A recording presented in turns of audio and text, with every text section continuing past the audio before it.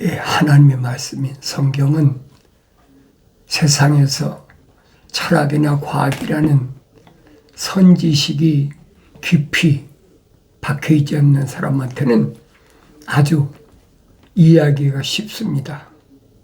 그런데 선지식이 가득 찬 사람은 이해하지 못해요. 깨닫지 못하는 거예요. 왜 그렇습니까? 과학이 무슨 표면적인 사람이 어떻고 내면적인 사람이 어떻고 그런 얘기 이해가 되겠어요? 철학이 무슨 표면적 사람이 어떻고 내면적 사람이 어떻고 그런 이야기를 깨달을 수 있느냐고요. 그러니까 공부를 하늘 아래서 많이 한 사람일수록 성경을 깨닫기는 더욱더 힘들다는 거예요. 그러나 분명한 것은 하나님 아버지께서 반드시 깨달을 수 있는 기회를 주신다. 깨달을 수 있는 기회를 주신다. 어떤 방법이든 그 사람한테는 반드시 기회를 주신다는 거예요. 그래서 어떤 계기를 만들어 주시는데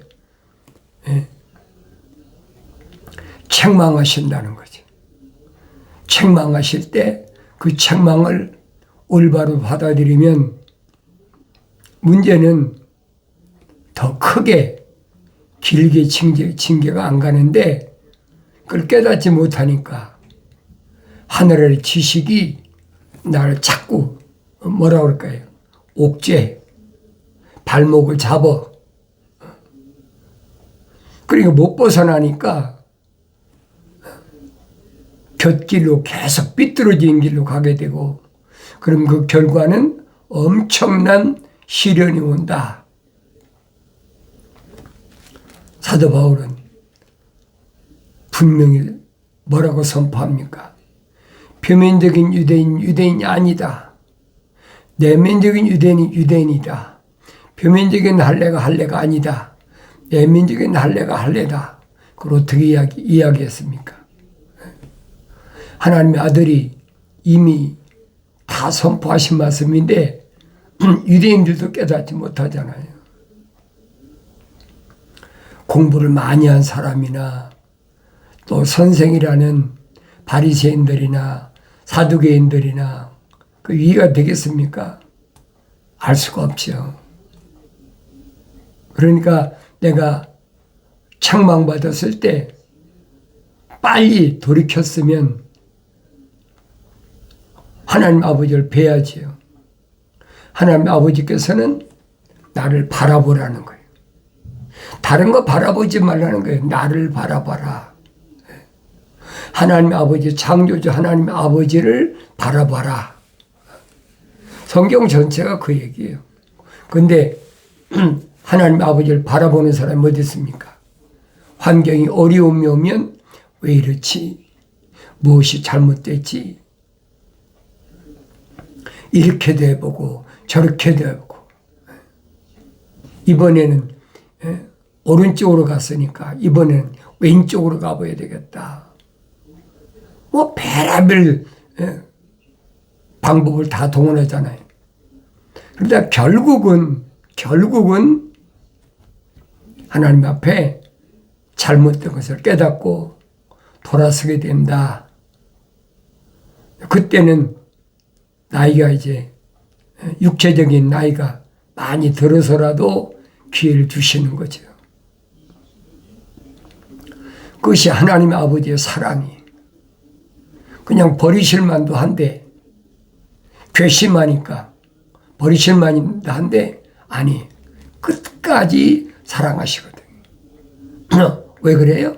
하나님의 거룩하신 사랑의 생명이 들어왔기 때문에 버리시지 않는다는 거예요.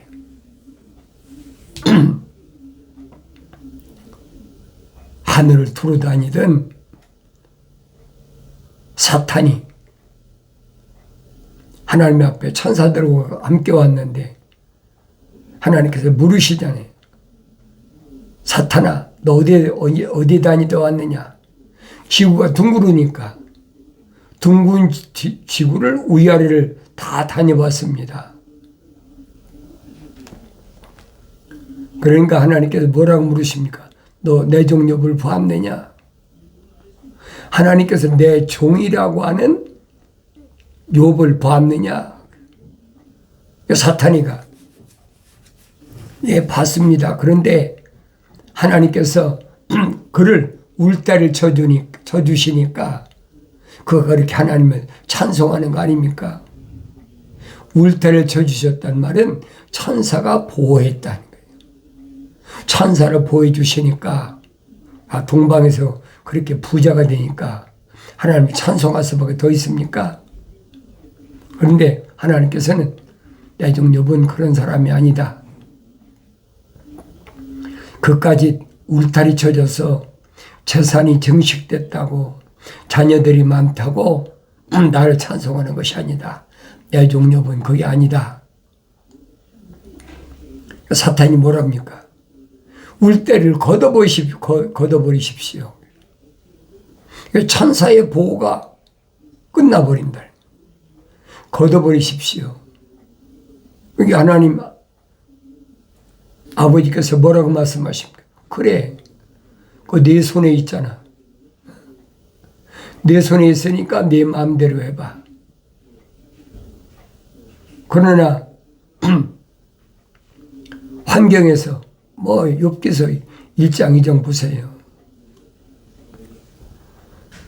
낙타가 몇천 마리, 양이 몇천 마리, 소가 몇백 마리, 또 그 몇천 마리 낙타나 몇천 마리의 양이나 몇백 마리의 소나 관리하는 종들이 얼마나 많아요.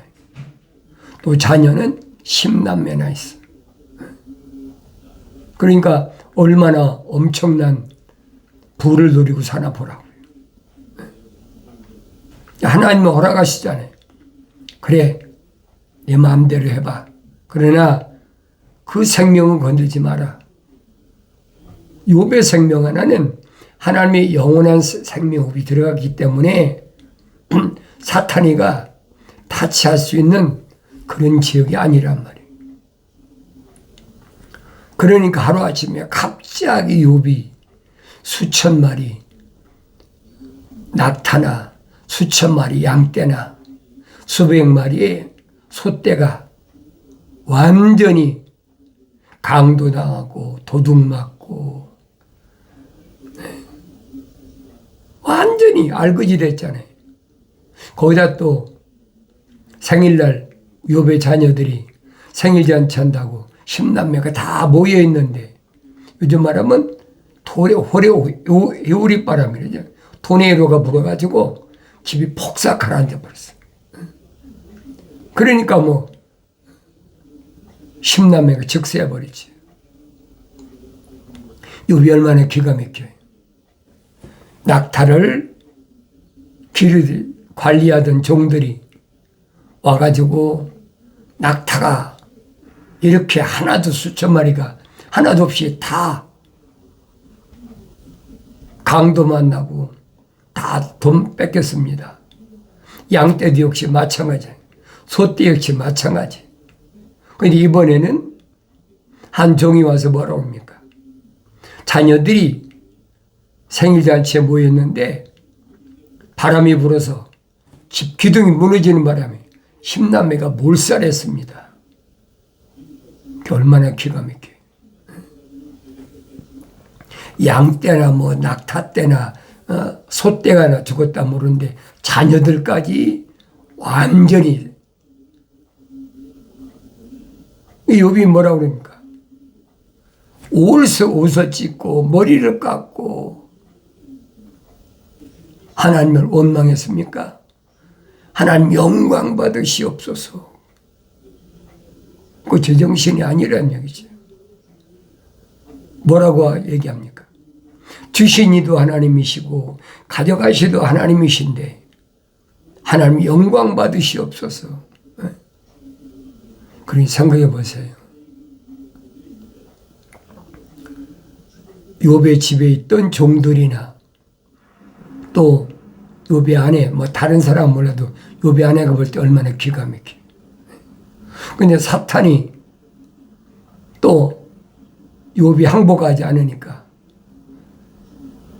하나님 앞에 또 갔는데 또 내 종 욥을 보았느냐? 예, 봤습니다.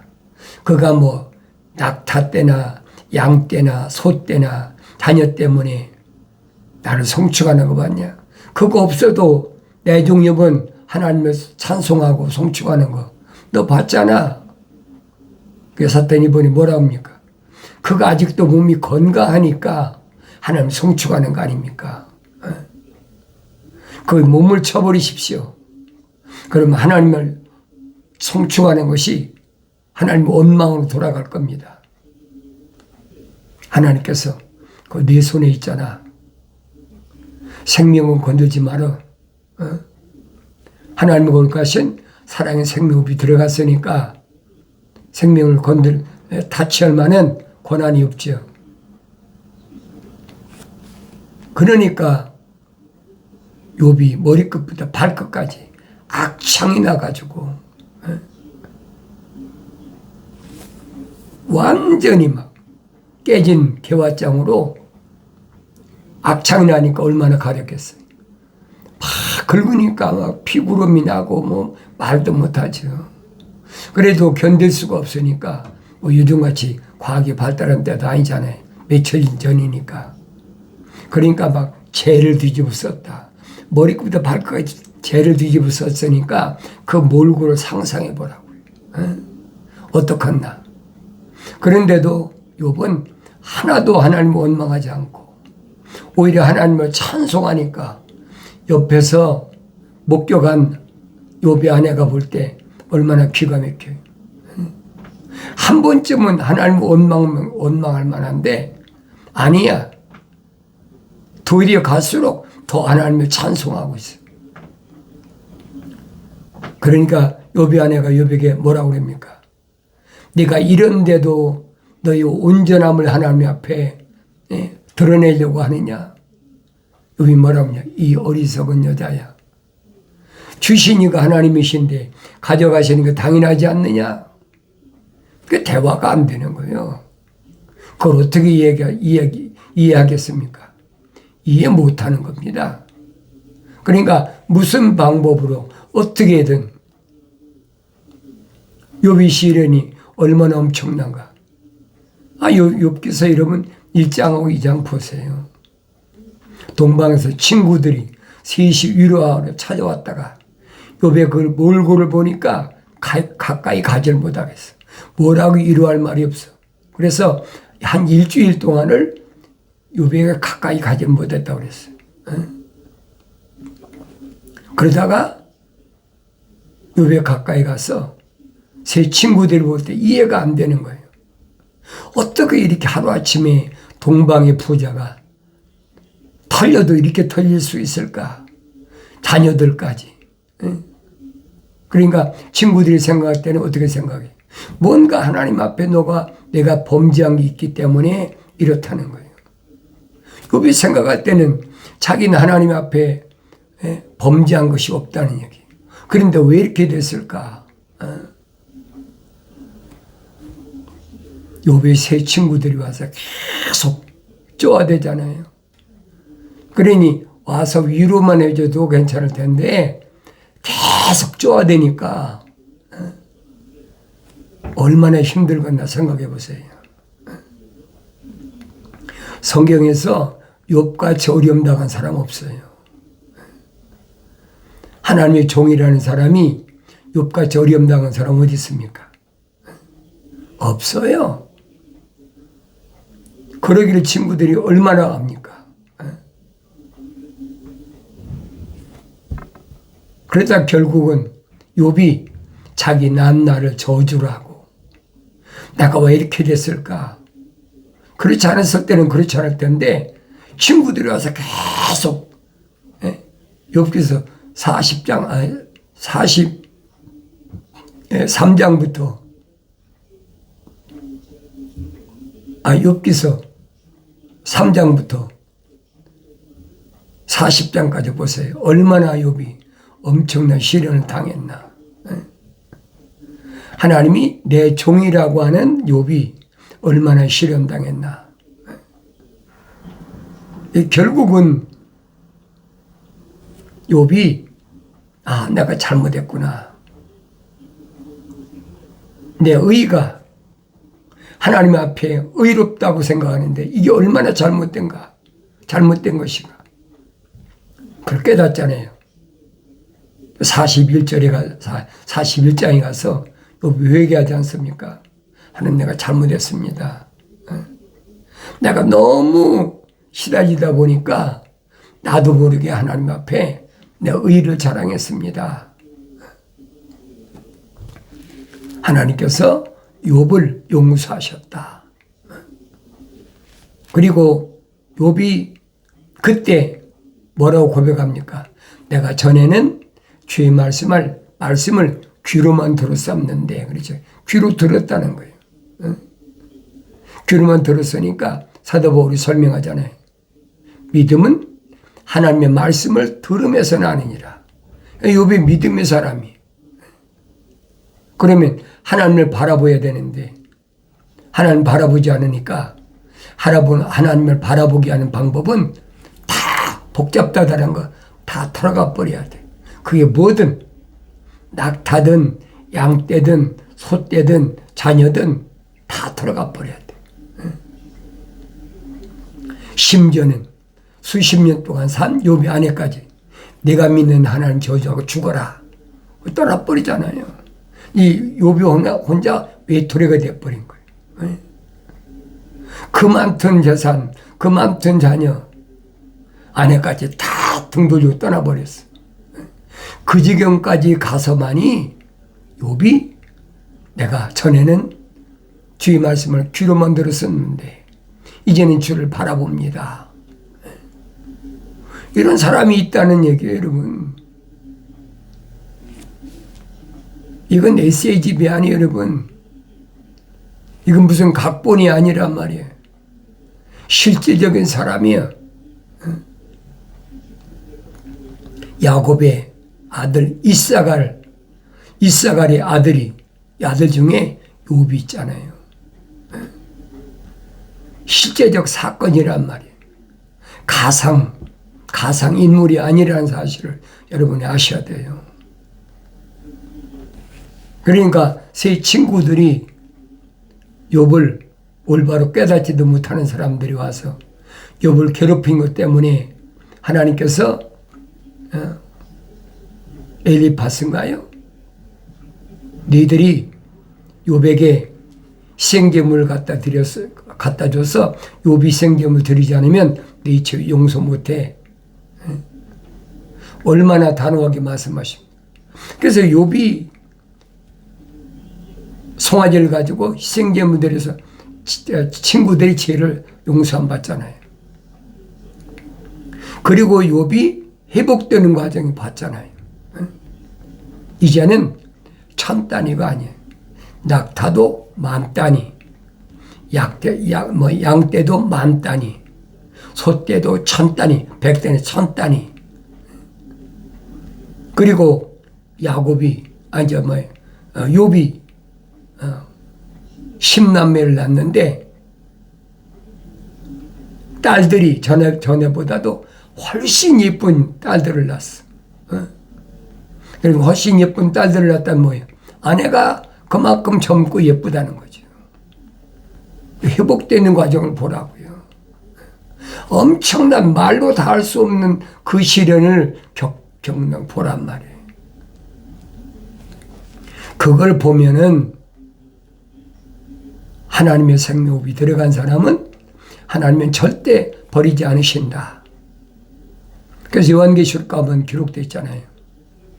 하나님이 종들의 이마에 인칠 때까지 고통만 줘라. 그것이 5개월 동안 메뚜기 환란이. 욥을 기억하란 말이에요. 하나님의 종들의 이마에 인칠 때까지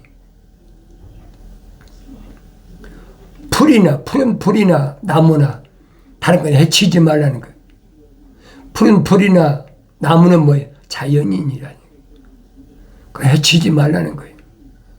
해치지 말고 오직 하나님의 종들이 이마에 입맞지 않은 그들만 5개월 동안 고통만 줘라. 죽이진 말은 고통만 줘라. 그게 마지막 기회예요. 그러니까 그 기회가 그 주어질 그 고통 가운데 가기 전에 지금 빨리 돌이키라는 거예요. 예? 여러분, 기독교 복음 전도자 훈련은 유튜브 방송, 페이스북 콘텐츠는 그래서 여러분에게 선포되는 거예요. 얼마 안 남았어요. 내가 늘 말씀드리잖아요. 나는 시한부 종말론자가 아니에요, 여러분. 성경에 기록된 것을 보면 우리 주님 오실 때가 얼마 안 남았는데 안타까운 마음으로 여러분에게 말씀 선포하는 거예요. 기독교 복음은 뭐냐? 말씀드리잖아요. 기독교 복음이 뭐냐는 거예요. 천사가 선지자에게 명령하자니 외쳐라. 뭐라고 외치리까? 모든 육체는 들이 풀과 같다. 육체가 들이 풀과 같다는 거예요. 풀의 영광은 꽃인데 풀도 마르고 꽃도 시든다. 그러나 하나님 말씀은 영원하다. 언제? 주의 영이 바람이 불면, 성령이 바람이 불면, 성령 받으면 그걸 깨닫는다는 거예요. 그리고 요한계시록 9장에서 모든 푸른 풀이나 나무는 해치지 말라. 그 자연인이라는 거예요. 해치지 말라는 거예요. 하나님의 종들의 이마에 인칠 때까지, 하나님의 인장으로 도장 칠 때까지. 계시록 7장에 보니까 4대강을 전쟁을 일으키려고 왔던 천사들에게 미가엘 천사장이 명령하잖아요. 잠시만 기다려라. 하나님의 종들이 이마에 인칠 때까지 잠시만 기다려라. 엄청난 시련이 부르닥칠 때니까 그때가 오기 전에 빨리 지금 돌이키라는 거예요. 얼마나 정확합니까? 우리는 하늘 아래 종교는 그렇잖아요. 피조물이 조상 대대로 뭐 할아버지도 목사, 아버지도 장로, 나도 목사, 내 아들도 목사. 그러니까 대대로 우리는 예수 열심히 믿으니까 뭐 예수 믿고 구원받고 천국 간다. 그 기독교 아니란 말이에요. 내가 늘 말씀드리잖아요. 나도 그런데 속아왔던 사람이니까 여러분들에게 내가 자신 있게 얘기하는 거예요. 성경은 아니라는 얘기예요. 성경은. 세상에 태어나와서 내가 예수 믿는 게 아니라는 얘기예요. 선자들이 그러잖아요. 성경을 읽으라는 거예요. 만세전에 하나님 아버지께서 미리 다 계획해 놓으신 것을 지금 진행 중이다. 하나님의 아들도 말씀하시잖아요. 뭐라고 말씀하십니까? 아버지께서 일하시니 나도 일한다. 만세전에 계획해 놓으신 그 창조의 큰 계획이 지금 진행 중이란 말이에요. 그 진행 중에 내가 있음을 내가 깨달아야죠. 그게 주의 음성을 들어야 될 거 아닙니까? 돌아와라. 돌이켜라. 회개하라. 왜 하늘 아래 종교는 뭐랍니까? 돌이키면 돼. 회개하면 돼. 동에서 가던 사람 서로 바꾸면 되고, 북쪽으로 가던 사람 남쪽으로 바꾸면 되고, 그건 하늘의 종교, 기독교는 아니란 말이에요. 회개란 말은 원문을 보면 메타노에오란 말이에요. 메타란 말은 방향 전환. 노에오란 말은 내 생각과 마음과 삶의 가치관을 하늘 아래서 하늘 위로 바꾸라는 얘기예요. 하나님의 아들이 분명히 말씀하시죠. 이러이러한 징조를 보거든 머리를 들라. 머리를 들어야 하나님 아버지를 뵐 거 아닙니까? 그까지 수천 마리, 수만 마리 낙타 때 수천 수만 마리 양떼, 수백 수천 마리 소떼, 그거 뭐 할 겁니까? 내가 영생을 얻지 못하는데 뭐 할 겁니까? 아무데도 쓸모없는 거예요. 소중한 것은 내 안에 들어와 있는 하나님이 거룩하신 생명의 호흡이 소중하단 말이에요. 이게 하나님의 아버지께서 안 버리시는 거예요. 끝까지 기다리시는 거예요. 계시록 9장 읽어보세요. 얼마나 엄청난 일이 기다리고 있나. 그렇게 5개월 동안 전갈이 쏘는 그 아픔의 고통을 통해서 돌아서게 하고 나서 여섯째 나팔이 부러지는 거예요. 여섯째 나팔은 무슨 사건이 벌어져요? 유프레스 전쟁이라는 거예요. 유프레스 전쟁은 뭘 가리킵니까? 요즘 말하면 핵전쟁이에요. 상상도 못할 사건이 기다리고 있어요. 그 전에 빨리 돌이켜야 돼요. 그 전쟁이 일어나면 끝나는 거예요. 언제 일어날지 모르잖아요.